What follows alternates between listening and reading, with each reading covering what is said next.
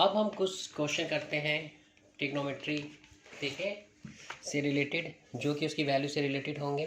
तो सबसे पहला क्वेश्चन आता है आपका, देखिए ना, साइन 45 का मान ज्ञात कीजिए। तो साइन 45 की वैल्यू जो होती है वो 1/√2 होती है, ठीक है। और क्वेश्चन नंबर 2 में पूछा कि कोस 0 की वैल्यू क्या होती है, तो कोस 0 की वैल्यू 1 होती है। क्वेश्चन नंबर 3 में tan 45 प्लस cot 45 का मान लिखना है हमने। तो tan 45 की वैल्यू टेबल में से देखेंगे तो 1 होती है, cot की वैल्यू भी 1 होती है, ठीक है। तो इसका 1 आ गया tan 45 का, cot 45 का भी 1 आ गया, 1 + 1 2, ठीक है। यहाँ पर हमने करके दिखा रखा है, tan 45 1, cot 45 1, दोनों को प्लस किया तो 2 आ गया। नेक्स्ट आता है क्वेश्चन नंबर 4, tan 30 का मान ज्ञात कीजिए। tan 30 का जो मान होता है वो होता है 1/√3। इसी तरीके के मैंने कुछ अभ्यास के क्वेश्चन दिए हुए हैं, इनको आप करना और सॉल्व करके मुझे बताना। इसके लिए आप मुझे कमेंट कर सकते हो, डिस्क्रिप्शन में भी इसके बारे में आप बता सकते हो मुझे।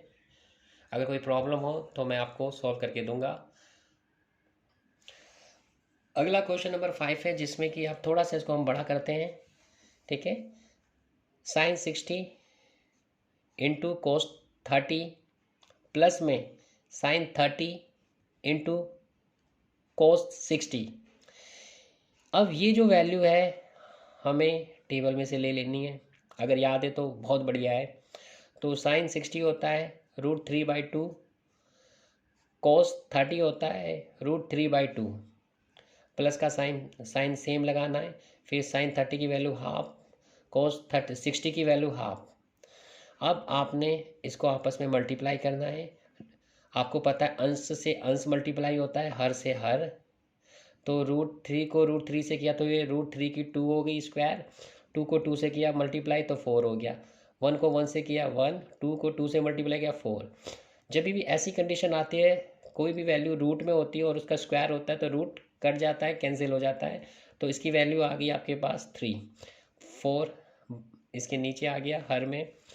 अब ये आ गया प्लस का साइन सेम, 1/4।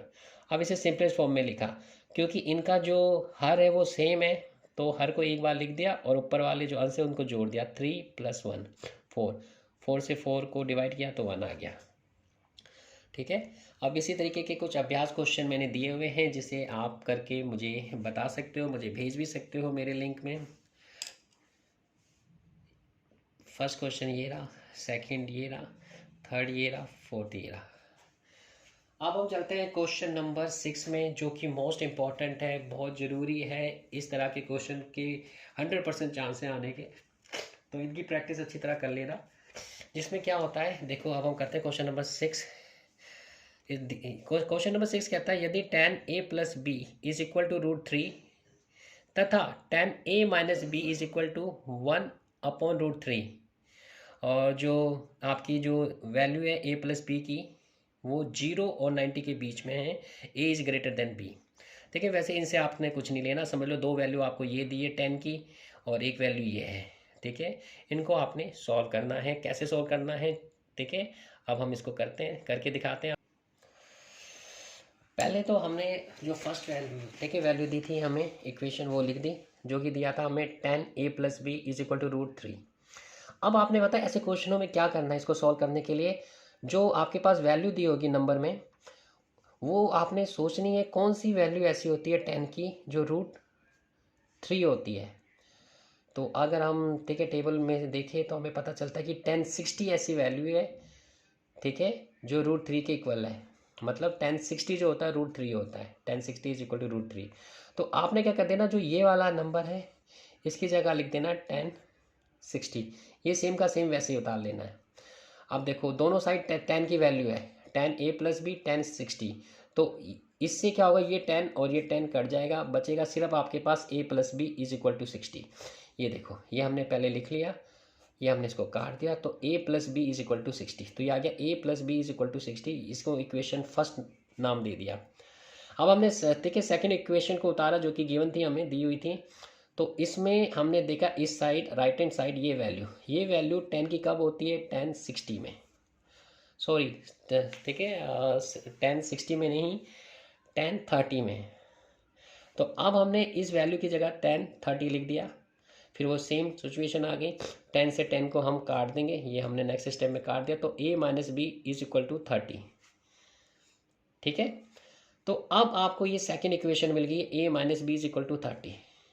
अब जो इक्वेशन 2 है और फर्स्ट है, इनको आपस में सॉल्व करना है। इसके लिए आप क्या कैसे लिख सकते हो इसको, देखिए जैसे मर्जी आप कर सकते हो इसको। देखिए 4 तरीके होते हैं इक्वेशन को सॉल्व करने का।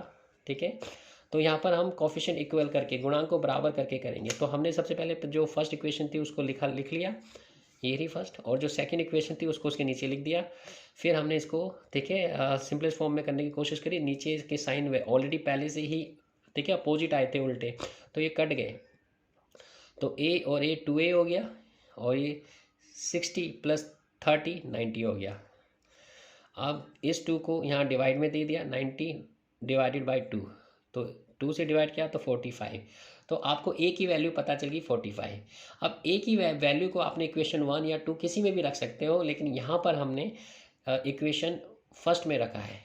तो इसी तरीके से इक्वेशन फर्स्ट है ये, तो इसमें a की जगह 45 लिख देना, फिर प्लस में b लगाना इज इक्वल टू 60, फिर 45 को राइट हैंड साइड ले जाके माइनस करना है। तो ये अब देखो यहाँ पर हमने किया है, तो 45 प्लस में b जो कि इक्वेशन फर्स्ट से आया है इज इक्वल टू 60। अब 45 को हम इस साइड ले जा रहे हैं, अब ये दूसरी साइड जाएगा तो साइन चेंज हो जाएगा, ये हमने साइन चेंज कर दिए।